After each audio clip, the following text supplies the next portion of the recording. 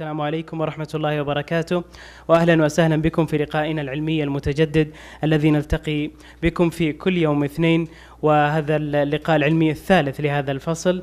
اليوم لقاءنا العلمي مختلف بضيف مختلف، نسعد بأن يكون معنا الدكتور طبعا باترياس بريودور، الأستاذ بمركز الملك عبد الله بن عبد العزيز العالمي للحوار بين أتباع الأديان والثقافات، اللي راح يقدم لنا طبعا ورقة علمية بعنوان دور وسائل الإعلام في قضايا الحوار.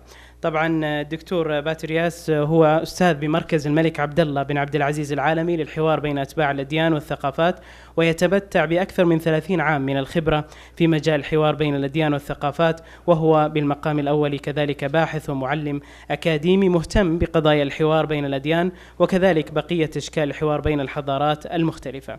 الآن يقوم بالتدريس بجامعة مونتريال بكندا، ويتميز بإمكانية التحدث بأكثر من لغة، من ضمنها كذلك اللغة العربية. نال البروفيسور باترياس العديد من الجوائز المرموقة خلال مسيرته المتميزة. فاز بالجائزة الأولى لريادة الأعمال الاجتماعية عام 2005، وحصل على جائزة الرؤية بين الأديان من معبد التفاهم عام 2010. نسعد بحضوره وندعو لبدء الورقة العلمية، فليتفضل مشكورا. Yesterday I had a short introduction on basic elements of dialogue. I would like to repeat a few of them for those of you who were not there, and it's good practice for those of you who are here again. I start by defining terms. We are in a university and it's important to define terms. في الجامعة لازم أن نعرف الكلمات، وهذا هو ما أنا أريد أن أعمل الآن. So what is dialogue? First, what it is not. It's not any of those terms, you know, conversation, discussion, debate, conference. It's not that. So what exactly is it? It's much more, it's a particular way of talking.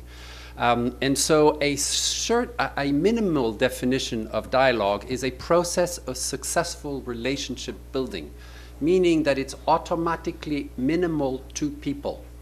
So that's at the basis. But of course, that's not enough. So at a maximum, I think that, I will read here and you can read in Arabic, dialogue is a process of genuine interaction through which human beings listen to each other deeply enough to be changed by what they learn. And by changing, it doesn't mean you change your basic beliefs, your aqidah. لا, عقيدة على عقيدة فقط. But you change your perception. وجه نظر عن الآخر. وهذا هو المهم. So each participant in dialogue makes an effort to take others' concerns into his or her own picture, even when disagreement persists. No participant gives up his or her identity, but each recognizes enough of the other's valid human claims that he or she will act differently towards the other. So that's the difference here.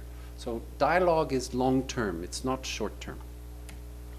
Now, at Kaisid, we've developed a further definition of the word. And so what we have in this definition came out of 2 years of practice on the ground. So dialogue, whether it is interreligious or intra-religious, intercultural, or inter-civilizational, and all three of those you are actively involved in here at Al-Imam University, is a form of verbal interaction between two or more persons of different identities, هوية مختلفة, that emphasizes self-expression and reciprocal listening without passing judgment. هذا هو الصعب. In an intellectual and compassionate spirit of openness to mutual learning with deep transformative potential. Transformative potential for me, for the other, and for us together. Dialogue is to collaboration what debate is to competition. So this is a very important difference. Unlike debate, dialogue can lead to collaboration on both individual and institutional levels. Debate is about who's going to win the argument. It's useful sometimes, but most of the time, dialogue is more useful. Also, both interreligious and intercultural dialogues contribute to a paradigm shift away from winning arguments for controlling results towards collective and inclusive decision-making for sustainable common good. Finally, the processes of dialogue in all of its three phases are at the heart of positive peace building, from the prevention of conflicts to peacemaking and post-conflict rebuilding. So this is the definition of dialogue that we use at CAICID in Vienna. There are 7 principles of dialogue, at least from the Institute for Multi-Track Diplomacy. And I'm putting, this is basic, but rather important, because you will see very soon that I want to make a link between how to use this in front of a TV screen, on the stage, in the radio. And that's where the challenge lies. So create safe spaces, agree that the purpose is learning, use appropriate communication skills, proper way of speaking, bring up to the surface what is hidden. 5, focus on the relationship. 6 is very hard. Try to stay through the hard places. Don't give up. Don't give up. And be willing to be changed potentially by the situation. Okay, so we'll remember those 7 principles later. Finally, from yesterday, you saw this as well. There are, if you are in the comfort zone, there's not too much dialogue possible. It's just you're exchanging ideas and nobody changes, that's fine. The dialogue is in the stretch zone, in the yellow zone, the stretch zone, which is also called the learning zone in the models of stretch and learning. This is the two are used alternatively. And of course, when you get to the panic, the danger zone, you no longer learn. You no longer dialogue, because your emotions are so high that it blocks your ability to think clearly. Okay? So here we want to avoid the comfort zone, and we want to avoid the panic zone. Dialogue takes place somewhere in between. Of course, that varies from one person to the other, from one context to the other. Okay. In my presentation today, I have 3 central questions. The first one is, and this comes from a building on psychology in conflict resolution. When involved in a situation of conflict, what are the factors and conditions that can make us face each other socially as opposites or enemies, instead of either fighting, fleeing, or freezing? Oops. Can you see it in front here? Okay, sorry about that. So those 3. Okay. Sorry. Sorry. Tried. Okay, معلش. نمشي. Okay. And so the fighting, fleeing, and freezing is very well known in psychology today. Psychology of conflict tells you that as a human being, our natural reactions in front of an emergency is either I fight back, or I run away, I flee, or I just freeze. Okay? So that's normal. It's part of the way the human brain is wired for thousands and even hundreds of thousands of years. And of course, I added a 4th one, more contemporary, more recent, or zapping. You don't agree with what you hear on the television, so you zap to the next channel. So that's just a more contemporary reaction. Okay. The second question is, what can contemporary sciences, all sciences, and the current religions, all of them, tell us about ways of being better human beings, of becoming, because we are always in transformation, of knowing, بالفكر, and knowing comes through listening, reading, reflecting, etc. And of course, of communicating. And this is where, of course, a college of communication, media and communication comes in, right? So how do we communicate with each other? And so what can we learn that can help us engage each other dialogically instead of debating all the time? Okay, that's the big difference. And the final third question is, given the results to question 1 and 2, then what is the role of media and communications in promoting dialogue as a means to answer 1 and 2? So that's why I'm here today.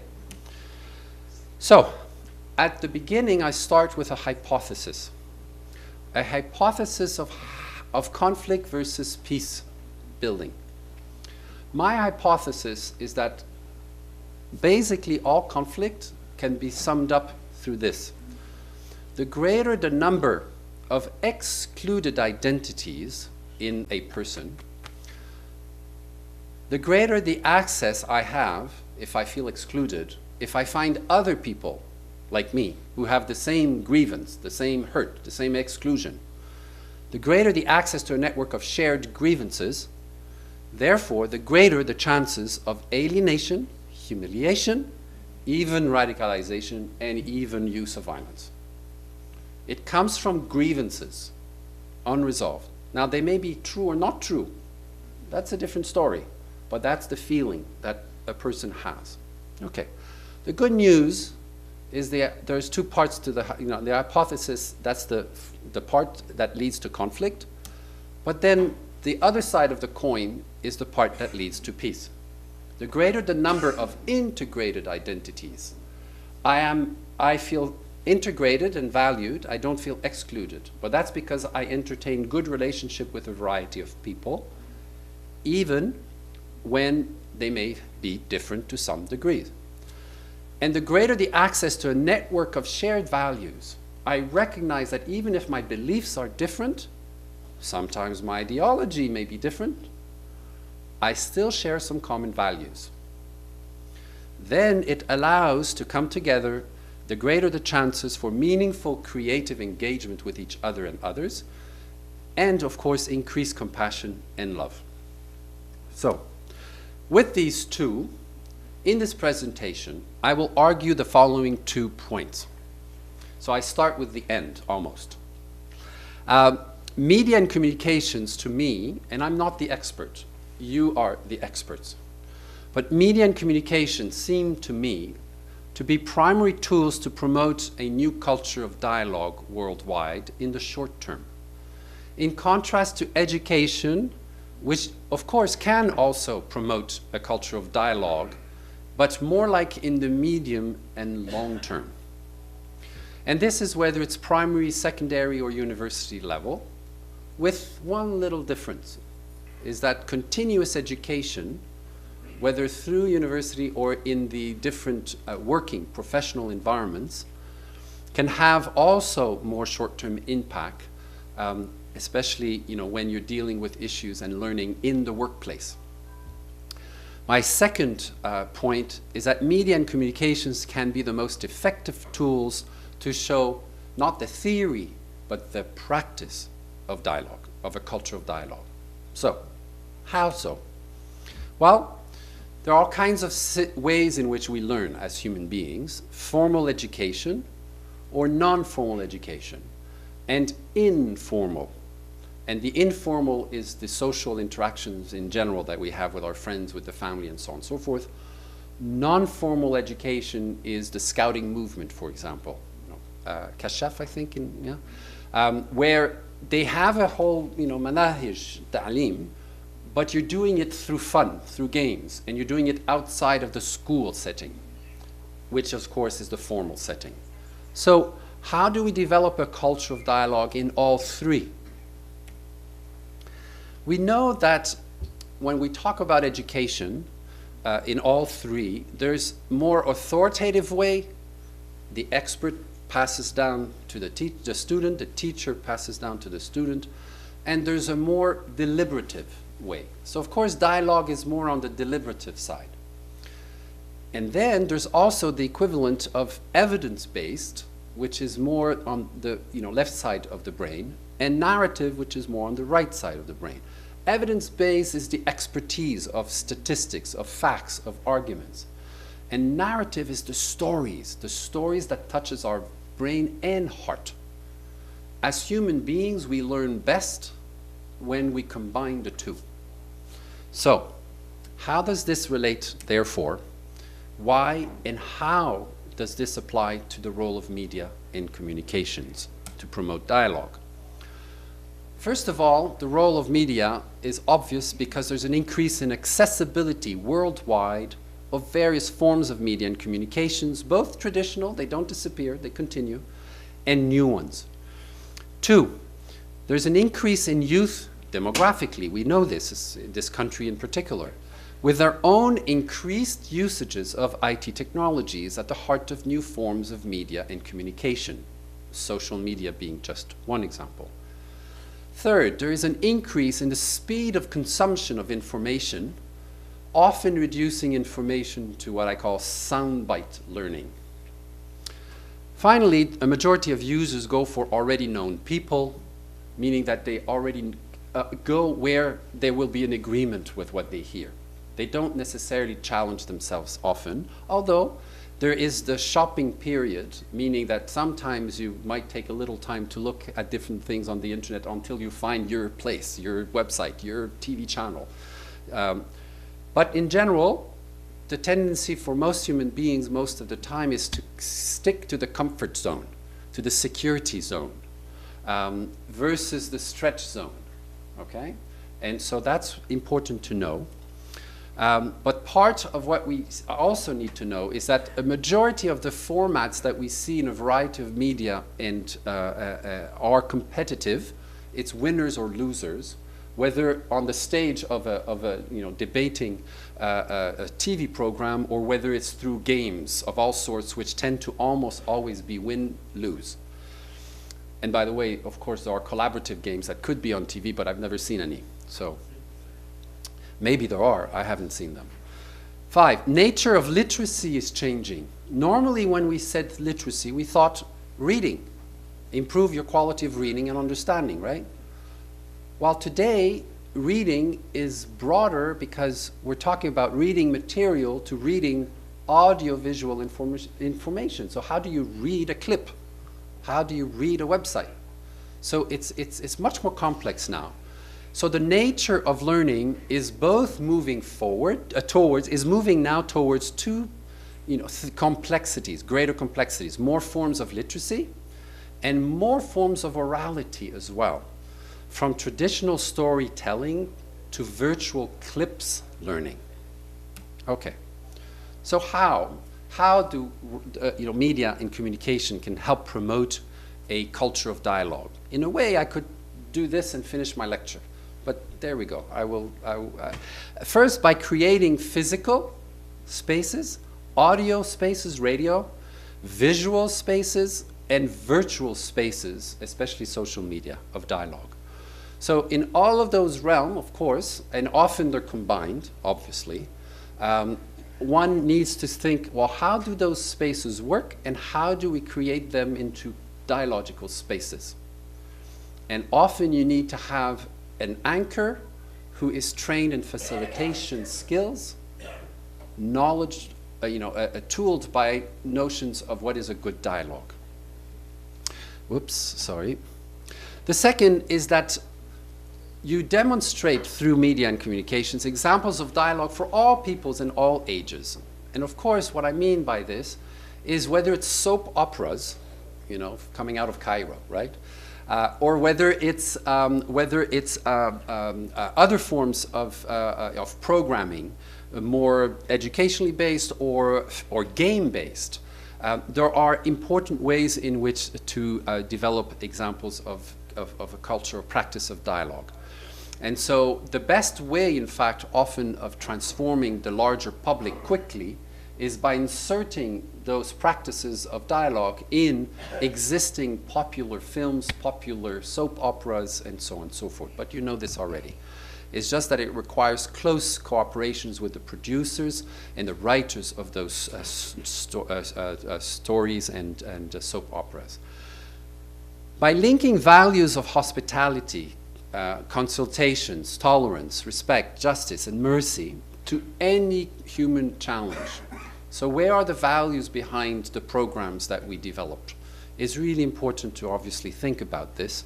And I'm sure that your particular College of Media and Communication in Al-Imam University, given its importance in being rooted in akhlaq, in ethics, is a very important approach to doing media and communication. You're not doing it only for profit making. 4, instead of creating conflicting spaces or debating spaces, as I mentioned before, or negotiating spaces, more examples of dialogical spaces need to appear in all forms of media and communications, from written to audio to visual to virtual. Finally, I'm just giving sort of a question, an example, is how visible, for example, are the old and young, wise men and women of our societies, even sometimes children, as they reflect our respective cultures and religions. Are these wise people included in soap operas, in news coverage, or do we rely primarily on the experts with their statistics and rational arguments? Of course, experts are useful. In some ways, I've often been interviewed as an expert. But you need to complement this with the storytellers, the narratives that touches also the heart. So you need the balance between the two. Okay. So why promote a culture of dialogue? Well, that's kind of obvious. Many people talk about theories of change. I prefer to talk about theories of learning. And here I'm making a reference to, for example, Gardner, a professor at Harvard, who talks about multiple intelligences, of the ways in which not every human being has the same gifts, the same talents. 2, learning is how we live, how we make our lives meaningful. So learning is at the heart of a spiritual path. And so, of course, anybody who defines him or herself as religious should put learning as a top priority all the time. 3, all human spaces, from the family and the home to schools, workplaces, and public spaces, can and should have a learning dimension, at times directly and at times indirectly. And you need both, in fact. In most, if not all forms of media today, there are ways to make spaces for both direct and indirect learning. Finally, the best way to promote learning is through dialogue, and open-ended. In other words, you never reach final knowledge and that's it. It's always, the learning always continues. Non-coercive, nobody is forced to learn. You're creating an environment where it's fun, it's useful, it's interesting to learn. In a process of mutual engagement for better understanding, so as to engage the world in better non-violent ways to both prevent and overcome conflicts as well as rebuild after conflicts. So, in addition, diversity of learning ways is part of our reality, as I just mentioned. 7, diversity is at the heart of how we have been created as human beings. After all, you have a very specific Quranic quote about this, right? So if God had wanted to have the whole humanity be one, it would have been that way, but created, قبائل لتعارفوا, right? So that there's this very, very important Quranic quote about this.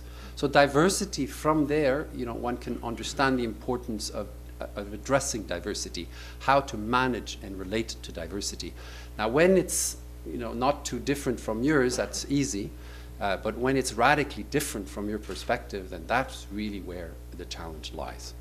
So how do we respond to diversity, especially differences, is why we need to promote a culture of dialogue based on understanding that our humanity is based on a diversity of identities and sub-identities.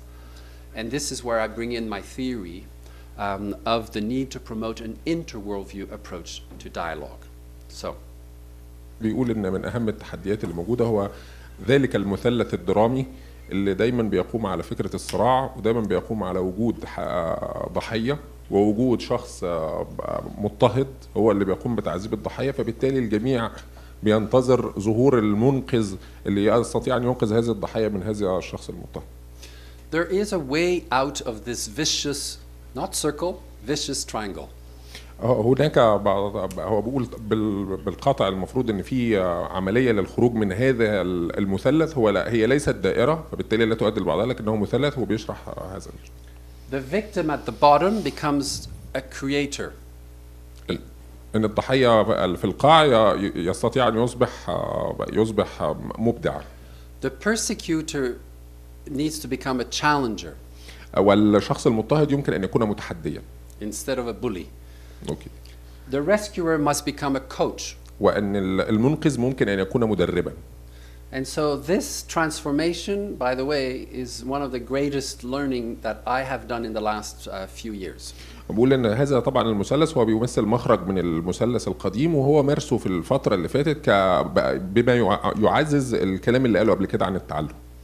So for the last few years I've been trying to get out of victimhood into creatorhood. هو بقول بالتالي هو مقاومته لهذه المساله حولته من كونه او بدا ينظر لنفسه بدلا من كونه ضحيه الى كونه شخص مبدع يستطيع ان ينجز كل.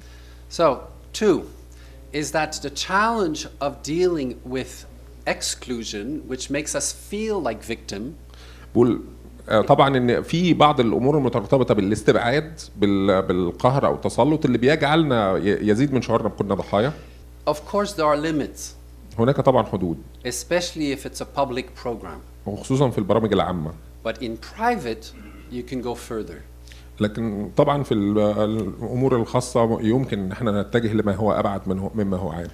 There are many crises together that humanity is facing. I'm not going to go through all of them. وهناك الكثير جدا من الازمات والمشاكل المتعلقه بهذا ولن يتدخل فيها بشكل. So what I simply want to say, because I'm pointed that there's 5 minutes left only, so I thought I had more time, but there we go, is that we need to use this notion of a worldview that each one of us has as a basis for dialogue with each other in an inclusive way.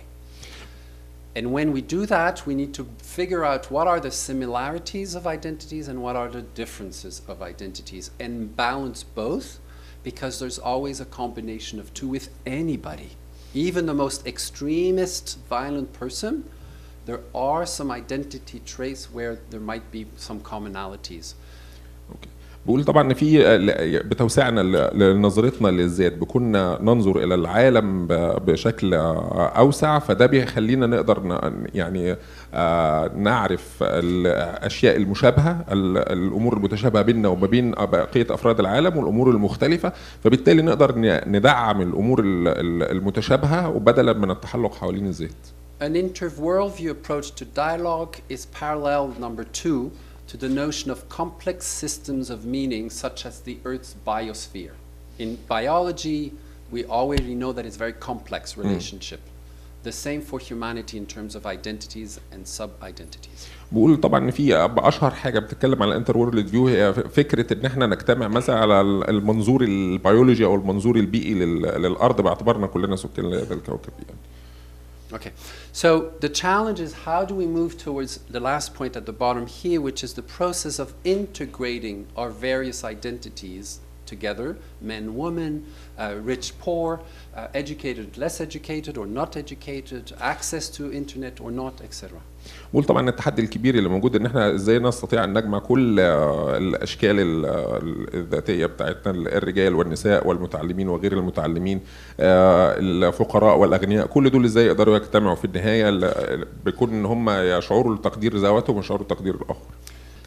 Different kinds of dialogue within me, with other human beings, and with capital O, with the transcendent God. الله. وبقول طبعا منظور الديالوج بهذا الشكل هو اولا بننتقل من المنظور الذاتي اللي تحدثي مع نفسي، ثم المنظور اللي ما بيني وما بين الاخرين، ثم منظور الحوار ما بيني وما بين ربنا سبحانه وتعالى. I am told I need to stop. So I'm just going to jump to the conclusion because I was hoping to do a few things. بقول طبعا نظرا لضيق الوقت هينتقل مباشرة As you can see I'm running out of time, but there we go. Conclusion. شكرا لسعادة الأستاذ الدكتور باترياس على هذه المحاضرة القيمة. الآن ولضيق الوقت سنكتفي بمداخلات بسيطة جدا للنقاش والحوار مع الدكتور. And it was a very pessimistic report, and we have moved nothing, unfortunately, since that time. Nowadays, we are going back and through around something called terrorism, and we couldn't define it between culture. It's power, my friend. When the media being politicized, it is really, really hard and imaginable, beyond conception, that you can have honest, genuine dialogue between cultures. Unfortunately, excuse me, unfortunately, the states now are up to dress us with some label that suits us as a terrorist. They were living this for years, by the way. They did not want even to define the concept terrorism. We've been going back and forth, unfortunately. So they have a wide space to dress whoever they want with this kind of terrorism, and it's people are talking about $3 trillion, something like that. Isn't it unfair that the whole civilized universe now is really going nowhere whatsoever to solve the big the judgmental, the classifiable, the barrier between cultures, and especially terrorism. By the way, I'm saying this, doctor, because of one thing. We are suffering in the Islamic world from this kind of, we are being crushed, by the way. And now, God only knows what else those guys will. Is your model have been ever applied to a study or to anything that would let us convince our friends across the aisle that, guys, let's sit down and talk and, you know, I'm sorry for being...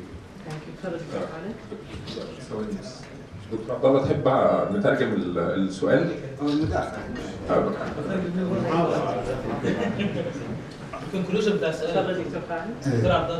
Thanks, Doctor, for important information. I have two questions. The first question is, from your experience, how you make evaluation for the Saudi experience in culture of dialogue, and otherwise, when you mentioned the social media, how can the governments lead the dialogue through the social media? Thank you. What is more difficult to recognize, at least on the side of the perpetrators, is when the equivalent result, from a result perspective, of terrorism, broadly defined, is carried out in the name of the nation state, or of transnational companies or whatever, although it's mostly nation states that have armies to carry out this sometimes.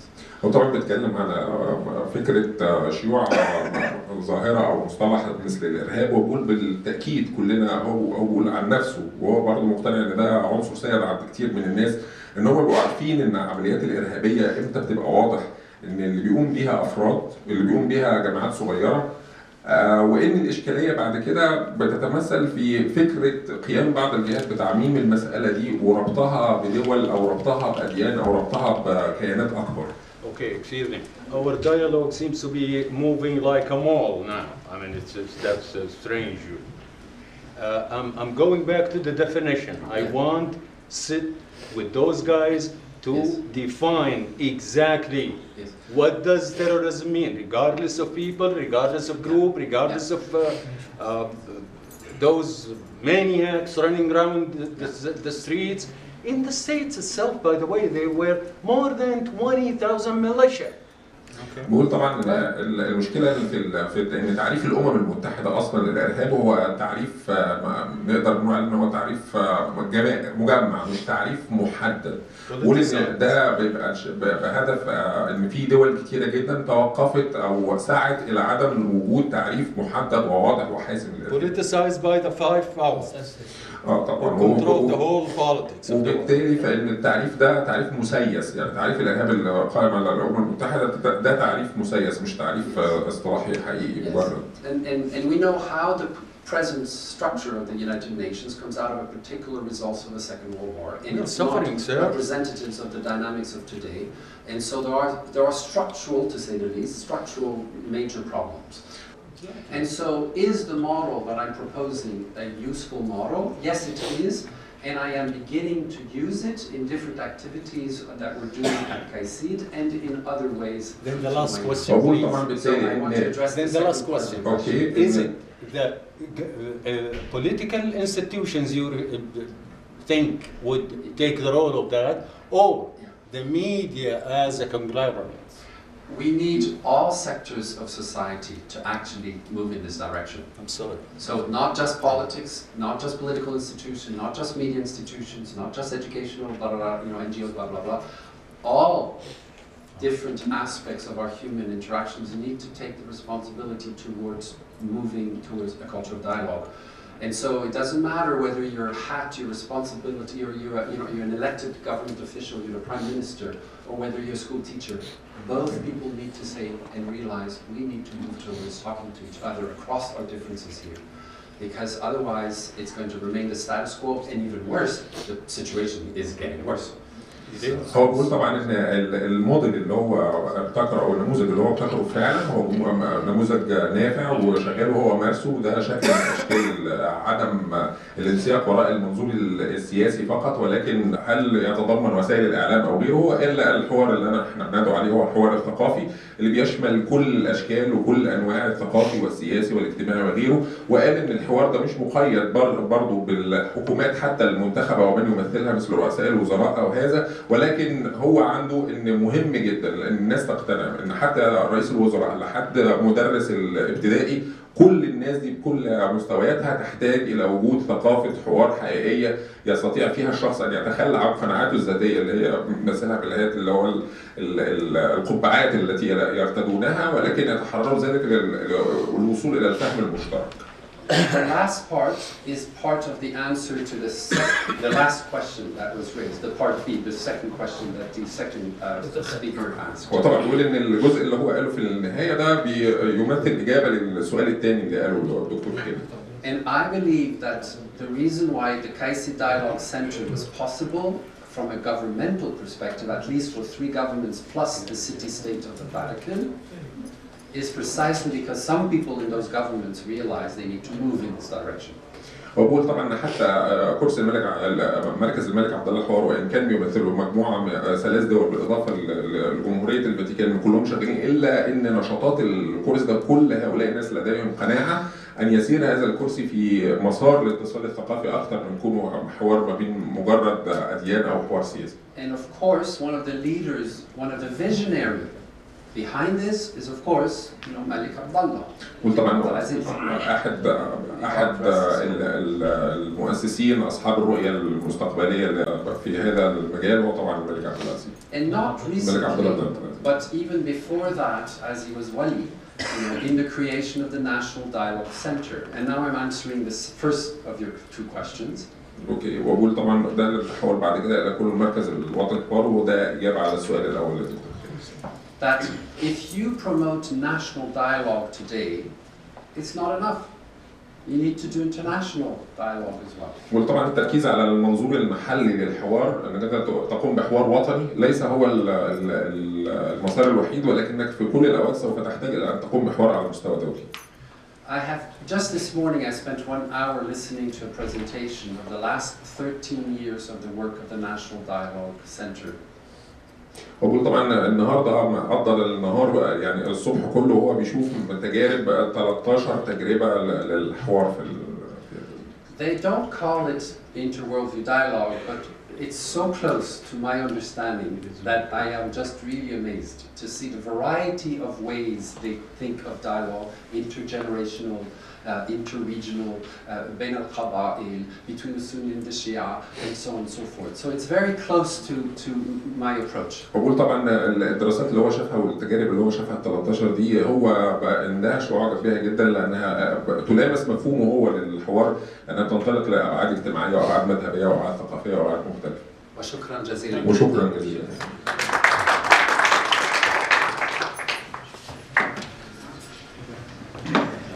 شكرا لسعادة الدكتور باتريس كلود على هذه المحاضرة القيمة اللي تحدث فيها عن أهمية الحوار. الشكر موصول لكم أيها الحضور الكريم. غدا إن شاء الله الاثنين القادم يتجدد اللقاء بكم. شكرا لكم.